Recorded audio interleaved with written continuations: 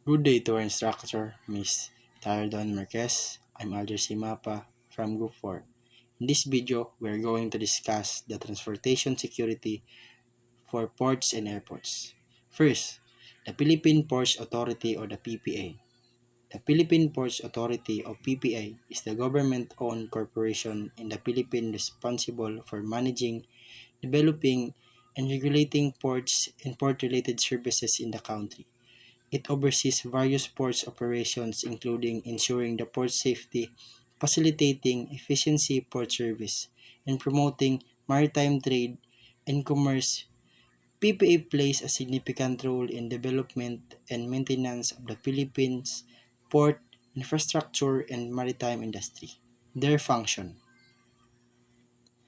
The Philippines has about 7,641 islands scattered across its land areas. Ports in the Philippines function as important gateway of international and local trade. The scope of function of PPA board to facilitate and implement of an integrated program for planning, development, financing operations and maintenance of ports or port district for the entire country. In 1975, vessel calls totaled 468,439 and total cargo and equivalent to 7.39 MTS in 2018. Law that creates agency.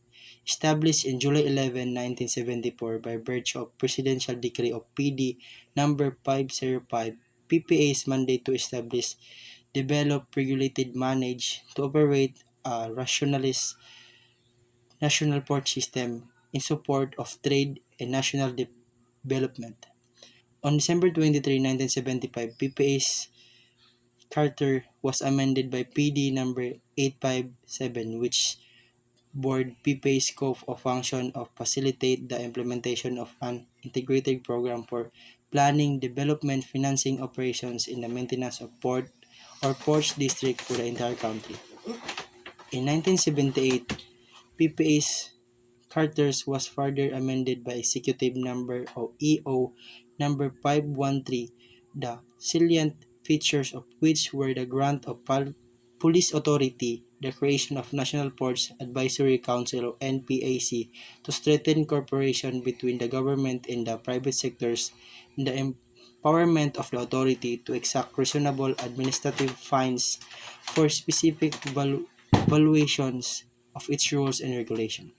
Organization structure. The Philippine Ports Authority is a government-owned and controlled corporation or GOCC attached to the Department of Transportation and Communication or DOTC. Organization-wise, the PPA setup is influenced by the peculiar geographic of the Philippines. This feature determines the spread of PPA's infrastructure, the distribution of its human resources, and all aspects of its management system. And now let's proceed to the Office of Transportation Security or OTS. In the Philippines is a government agency responsible for implementing security measures ensuring the safety of all modes of transportation, primarily focusing on airports. It's under the Department of Transportation or the OTR and work to safeguard passenger, cargo, and transportation facilities by implementing security protocols, conducting screening, and development strategy to counter potential threats to transportation security. Function. The primary function of an office for transportation security is to ensure the safety and security of various modes of transportation, including air travel, railway, roadway, maritime, and public transit. This involves implementing security measures, conducting inspections, developing policies, training personnel, and utilizing technology to prevent threats such as terrorism, smuggling, and other criminal activities within the transportation sector. Mandate. The Office for Transportation Security or OTS is responsible for the security of transportation system by formulating, implementing, and coordinating security measures, program, plan, and activity, which will enhance the security and safety of the transportation system of the country. Law that create agency. Executive Order Number 277 on January 30, 2004 create the Office for Transportation Security or OTS under the Department of Transportation and Communication or DOTC and distributive the National Council for Civil Aviation Committee or NCASC. Executive Order Number 311 on April 26, 2004 expanded the powers of function of the OTS including the power and function of NCASC. Organizational structure. To effectively carry out its mandate of securing the transportation system against terrorism, OTS was organized into three transportation security bureaus: Civil Aviation Security Bureaus or CASB, Maritime Transportation Security Bureau or MTSB, and Land Transportation Security Bureau or LTSB, together with three support bureaus: Intelligence and Operations Bureau or IOB, Administrative and Finance Bureau or AFB, and Legal and Planning Bureau or LPB. Organizational structure. To effectively carry out its mandate of securing the transportation system against terrorism, OTS was organized into three transportation security bureaus: Civil Aviation Security Bureaus or CASB, Maritime Transportation Security Bureau or MTSB, and Land Transportation Security Bureau or LTSB, together with three support bureaus: Intelligence and Operations Bureau or IOB, Administrative and Finance Bureau or AFB, and Legal and Planning Bureau or LPB. The one is Aviation Security Group or PNP Avis Group.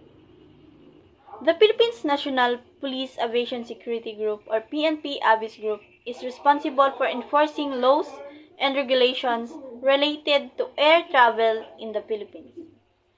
Function: the Philippines National Police Aviation Security Group or PNP Avis Group are responsible in securing all the country's airports against offensive and terroristic acts that threaten civil aviation in exercising operational control and supervision.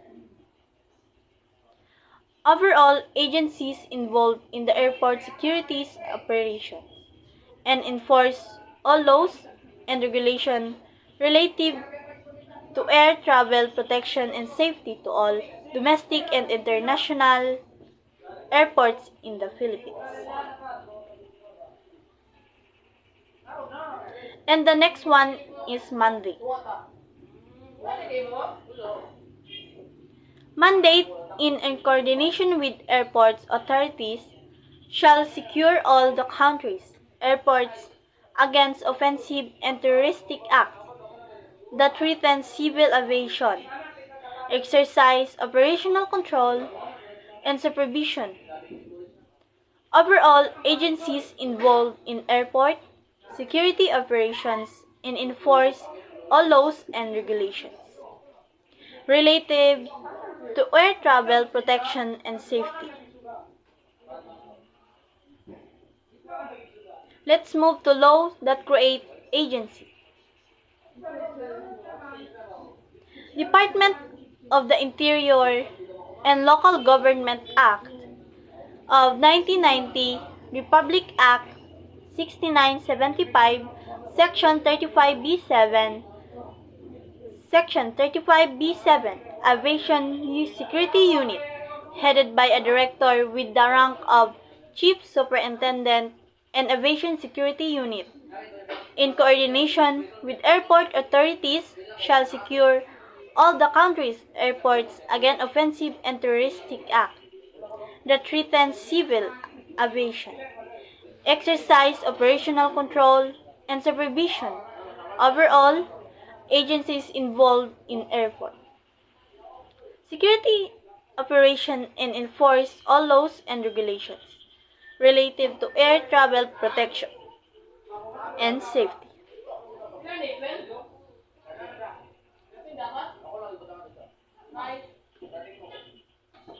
Now let's move on to organization structure.